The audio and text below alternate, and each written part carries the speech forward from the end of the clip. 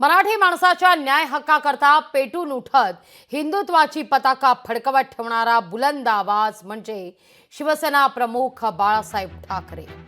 बाळासाहेब ठाकरेंची आज 99वी जयंती आणि त्या निमित्तानं आज दोनही शिवसेनाकडून आता मेळाव्याचं आयोजन करण्यात आलेलं आहे। शिवसेनेचा मेळावा बीकेसी मैदान इथं होणार आहे, तर ठाकरेंच्या शिवसेनेनं अंधेरी स्पोर्ट्स कॉम्प्लेक्समध्ये मेळाव्याचं आयोजन केलंय।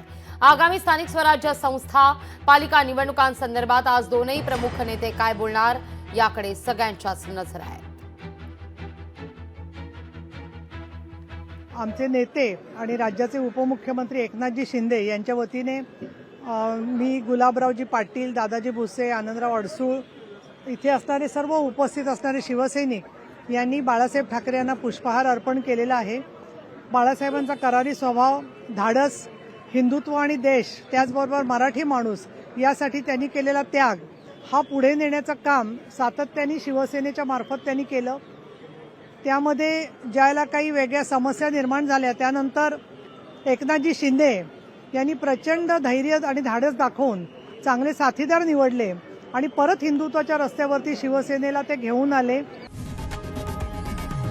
लोकशाही मराठी ऐका, पहा, जागरूक रहा।